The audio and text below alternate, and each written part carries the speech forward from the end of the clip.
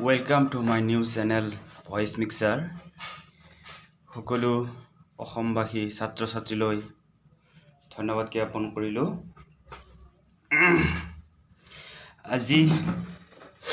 মই আৰম্ভ কৰিবলৈ লৈছোঁ সমান্তৰ প্ৰগতি ক্লাছ 10ৰ।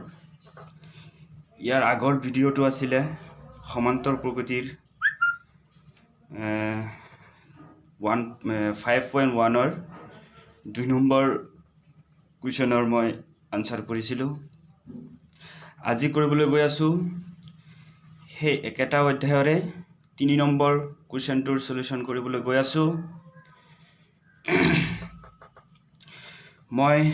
ভিডিঅ'টো আৰম্ভ কৰাৰ আগতে সকলো অসমবাসী ছাত্ৰ ছাত্ৰীলৈ মই এটা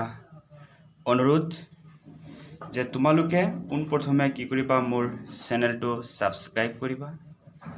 আৰু লাইক কৰিবা, কমেন্ট কৰিবা আৰু যিমান পাৰা বেছিকৈ শ্বেয়াৰ কৰিবা। শ্বেয়াৰ কৰি মোৰ চেনেলটো আগুৱাই দিবা। যিসকলে চাই আছা আৰু যিসকলে চোৱা নাই সেইসকলৰ কাৰণে সেই চেনেলটো সাবস্ক্ৰাইব কৰি সেইসকলৰ চোৱাৰ সুবিধা কৰি দিবা। এয়াই তোমালোকৰ ওচৰত মোৰ আশা থাকিল। গতিকে আজিৰ ক্লাছলৈ মই আৰম্ভ কৰি আছোঁ। চাবা, সেইদিনা মই যেটো ক্লাছ কৰিছিলোঁ সমান্তৰ প্ৰগতিৰ 2 নম্বৰ প্ৰশ্নৰ যেটো মই অংক কৰিছিলোঁ, আজিটো প্ৰায় একেই হয়। তাতেও আছিলে আমাৰ কি সাধাৰণ ডিফাৰেন্স কাক কয় মই ধুনীয়াকৈ বুজাই দিছিলোঁ।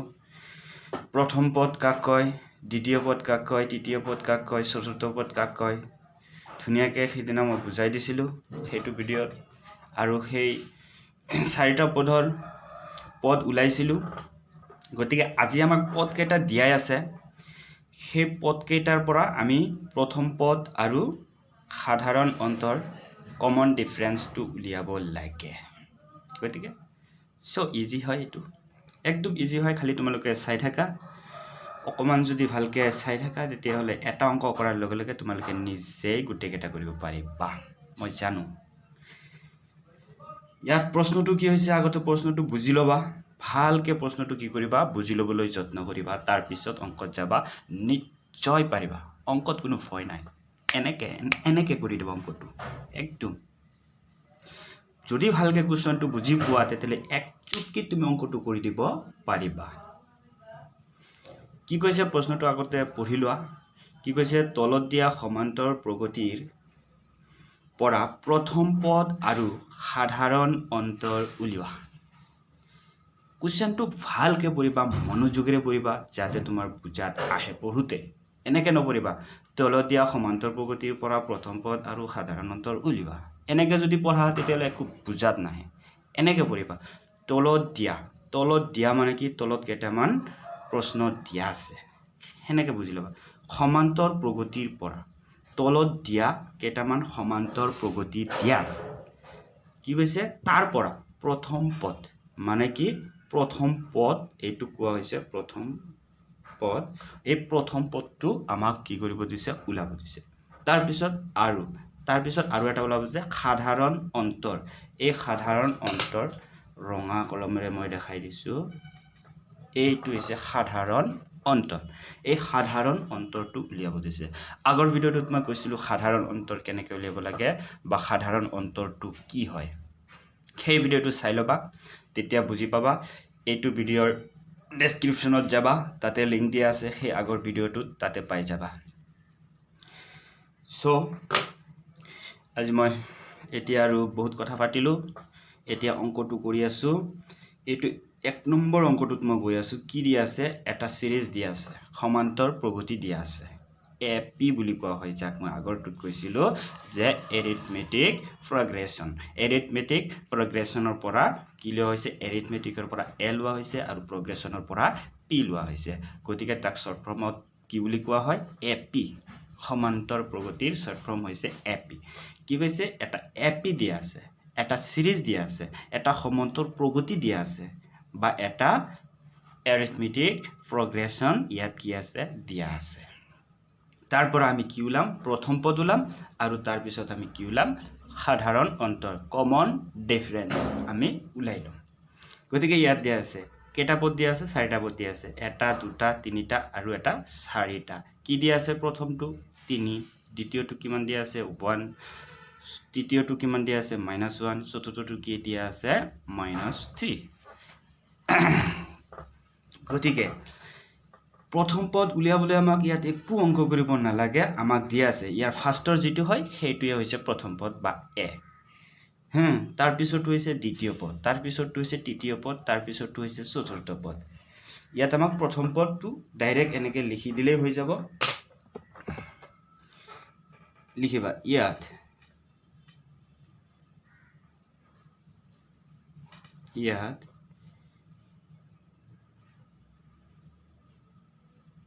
প্ৰথম পদ কিহেৰে বুজোৱা হয় এৰে বুজোৱা হয় গতিকে এ দিবা দিলা প্ৰথম পদটো কি আছে আমাক ইয়াত 3 এই ইয়াতে চোৱা মই লিখি লৈছো ধুনীয়াকৈ প্ৰথম পদ এ ইজ ইকুৱেল টু হোৱাট তাৰ পিছত সাধাৰণ অন্তৰ D is equal to what মানে আমাক এই দুটা ওলাব দিছে গতিকে আমাৰ ইয়াৰ প্ৰথমটো আমাক ওলাই গ'ল কি প্ৰথম পদ এ ইজ ইকুৱেল টু 3 এটো আমাক আৰু অংক কৰিবই নালাগে আমি জানো সবে জানে প্ৰথমটো হয় প্ৰথম পদ গতিকে ইয়াত আমাক উলিয়াব লাগে কি সাধাৰণ অন্তৰ যেটো আছে কমন ডিফাৰেন্সটো আছে সেইটো উলিয়াব লাগে চাবা সেইটো কেনেকৈ উলাইছো লিখিলম ধৰা হল লিখিবা ধৰু বা ধৰা হল লিখিবা এনেকে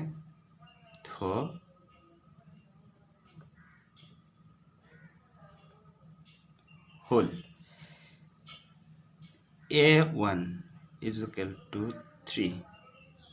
A2 is equal to 1 A3 is equal to -1 গুটেকেটা লিখিব নালাগে আমাক দুটা লিখিলে হৈ যায় তথাপি মই লিখি দিছো আৰু তিনটা মান লিখিলো আৰু নালাগে এতিয়া লিখিবা উই নোটেড বা আমি জানো যে এতিয়া লিখিবা ইয়াত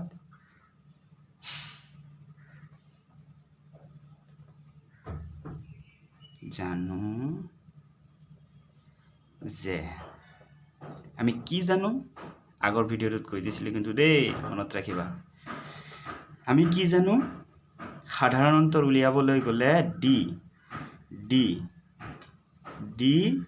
is equal to কি হয় a2 a1 আগতে কৈ দিছিল নহয় এই পিছৰটোৰ পৰা আগৰটো মাইনাস কৰি দিলে যি উলাই তাকে সাধাৰণ অন্তৰ বুলি কোৱা হয় তেনেকে মই লিখিছো কি d is equal to a2 minus a1 এতিয়া ধুনিয়াকে a2 ৰ মান কিমান আছে 1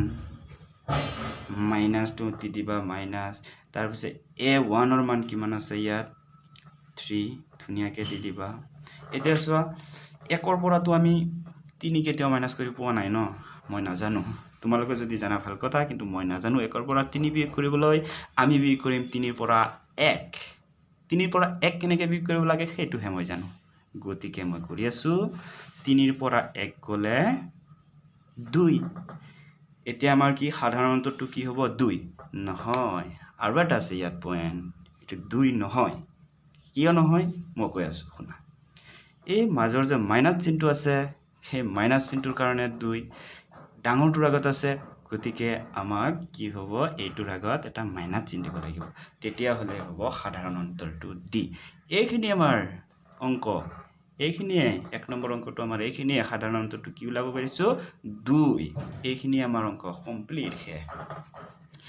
তাৰ পিছত চাবা কও প্ৰশ্নটো লৈ যোৱা 2 নম্বৰত আছে কি 2 নম্বৰটো একে সব এটা কৰি দিলে এটা যদি বুজি পোৱা এক নম্বৰটো যদি ভালকে বুজি পাইছা তেতিয়ালে এটো বাৰু এটো মই কৰিম না তোমালোকে কৰিবা হেতু হোমৱৰ্ক দিও নেকি তোমালোকক কি আছে ইয়াত -5 -1 3 7 মানে এমা জিমান আছে গৈ যাই থাকিব ইয়াৰ কোনো শেষ নাই অসীম যাক কোৱা হয় অসীম বুলি কোৱা হয় যাৰ কোনো সীমা নাই যাই থাকিব লাখ কোটি কৰোৰ মিলিয়ন বিলিয়ন জিমান আছে যাই থাকিব যাক আমি গণনা কৰিব নোৱাৰো গতিকে ইয়াত আমাক মাত্ৰ 4টা পদ দি আছে এটা আছে a আছে a1 আছে 5 a2 আছে -1 A3 আছে 3 A4 আছে 7 গতিকে এইটো 12 অকমানি আছে এইটো গতিকে মই কৰি দিছো চিন্তা নকৰিবা অকমানি আছে গতিকে মই এফালে কৰি দিছো চাবা কি নম্বৰটো হয় এইটো 2 নম্বৰ ভালকে চাবা 2 নম্বৰ ইয়াতে কি আছে 2 নম্বৰটো প্ৰশ্নটো লিখিবা -5 -1 3 7 এইটো আমাক প্ৰশ্ন দিয়া আছে কি লিখিম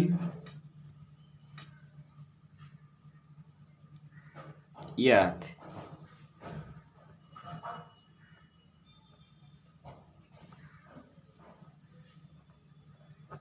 প্ৰথম পদ কি দিয়া আছে প্ৰথমটো জানা এইটো -5 সেইটো হৈছে আমাক প্ৰথম পদ দুটা উলিয়াব দিছে এটা দিছে প্ৰথম পদ উলিয়াব দিছে আৰু এটা কমন ডিফাৰেন্স বা সাধাৰণ অন্তৰ উলিয়াব দিছে গতিকে আমি এইটো উলাই ললো আৰু আমি কি জান ধৰা হল বা ধৰু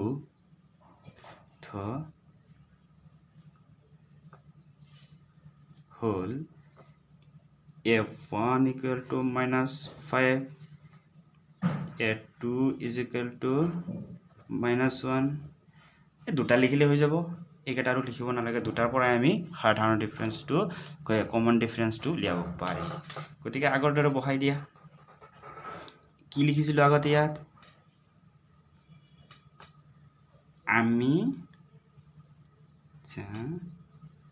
আমি জানো কি জানো আগতে কি কৈছিলো আমি জানো d is equal to মানে সাধাৰণ অন্তৰ is equal to কি হয় a2 minus a1 a2 কিমান আছে -1 আৰু a3 কিমান আছে এটা মাইনাস আছে কিন্তু এই মাইনাসটো বহালো মই আকৌ এটা কি আছে -5 গতিকে দুটা মাইনাস এক লগত আমি বহাব নোৱাৰো গতিকে ইয়াত এটা ব্ৰেকেট দি লৈছো বুজি পাইছানে ব্ৰেকেট দি লৈছো চোৱা এতিয়া এই -5 ৰ পৰা -1 টো আমাক বিয়োগ কৰিব দিছে গতিকে আমিতো এটো বিয়োগ কৰিব নোৱাৰো গতিকে মাইনাসে আছে এটো আছে এতিয়া দুটা মাইনাস আছে ইয়াত কি কৰিম আমি এটা বহাই লৈছো গতিকে এই মাইনাস আৰু মাইনাস তাৰ মানে পূৰণ হৈ আছে পূৰণ কৰিলে সবে জানা না মাইনাস আৰু মাইনাস পূৰণ কৰিলে কি হৈ যায় প্লাস হৈ যায় 5 এতিয়া 5 ৰ পৰা 1 গলে 1 ৰ পৰা 5 কেতিয়াও না যায় 5 ৰ পৰা হে 1 যাব 5 ৰ পৰা 1 গলে কিমান থাকিব 4 আৰু ডাঙৰটো প্লাস আছে গতিকে ইয়াত এটা প্লাস গতিকে এটো প্লাস দিব নালাগে সবে জানে প্লাস একো না থাকিলে প্লাসে হয় গতিকে এইটো হৈ গল অংকটো সো তোমালোকে তলৰ দুটা অংক আছে কৰিবা এটা আছে ভগ্নাংশত কিছু মানে ভগ্নাংশ চালে একেবাৰে তাৰ মানে মাথাটো নষ্ট হৈ যায় মানে কেনেকৈ কৰিব কি হ'ব এনেকুৱা ভাবে গতিকে মই ভগ্নাংশটো কৰি দিছো 4 নম্বৰটো বাৰু তোমালোকৰ হোমৱৰ্ক থাকিব তোমালোকে কমেন্টত কৰি মোক জনাবা সোৱা এতিয়া 3 নম্বৰ প্ৰশ্নটো কি আছে 1/3 5/3 9/3 আৰু 13/3 গোটেইকেইটা 3 আছে কমন নম্বৰ এটা আছে তলত চাবা এইটো কৰিছো বাৰু কৰি দিছো তোমালোকক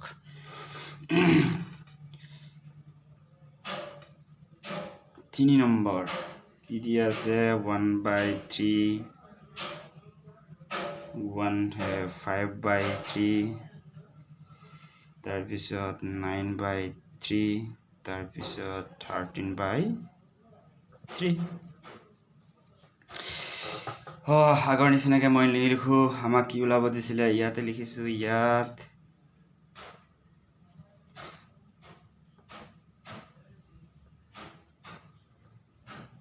পদ a is equal to কি দি আছে 1/3 এটা আমি জানো গতিকে তাৰ পিছত আমি কি কৰিছিলো আমি a1 a2 a3 a4 উলিয়াই লৈছিলো আগতে ইমান নিলিখো শৰ্ট কৈ মই লিখিছো a1 is equal to 1/3 তাৰ পিছত লিখিছো a2 is equal to 5/3 মই কেনে এনেকৈ লিখিছোঁ হে মোৰ ইয়াত অলপ জেগা শ্বৰ্ট হৈ আছে কম হৈ আছে কাৰণে মই এনেকৈ লিখিছোঁ তোমালোকে তলে লিখি যাবা এতিয়া ইয়াত কি লিখিছিলোঁ আমি